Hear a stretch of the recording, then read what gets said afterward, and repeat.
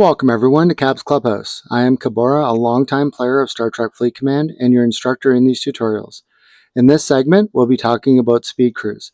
Let's start by explaining what are speed crews.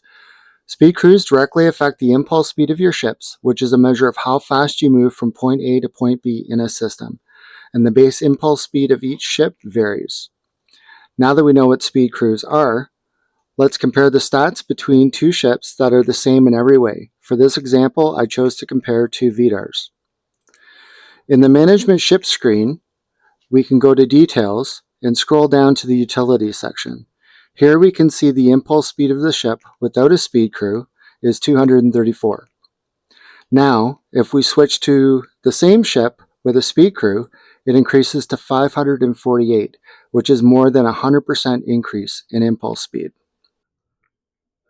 And why should I use impulse speed crews? Well, impulse speed crews will benefit you by moving between hostiles faster when you target them, and is even more useful at Ops 40+ if using the Kishara artifact, which allows you to target multiple hostiles.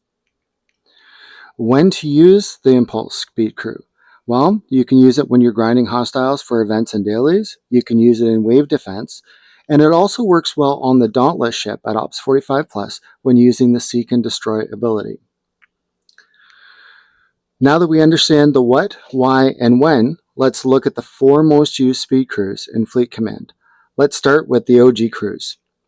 So we have the Claw crew on the left and the Pan crew on the right.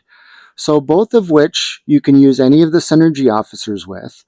And with Synergy, you'll get between 25 to 35% increase in speed from Claw. And from Pan, you could get between 20 and 50% increase in speed. It should also be noted that there are over a dozen researches available that can also increase speed on all or specific ships. Then we have the meta speed crews. So on the left we have the E-Riker crew, which can give an impulse speed increase of 75 to 100%, plus depending on Una's rank, will give you an additional 15 to 50 added to your impulse speed. And then on the right we have the E-Riker loot crew. So this crew will give you a 90 to 115% increase in speed, but it has the added advantage of Garrett, which will increase your loot drops every single hit. And I would like to note that Curran's ability only activates when you hit your first hostile. And just as a final show of how effective they can be, let's have some fun and do a race and see the difference in action.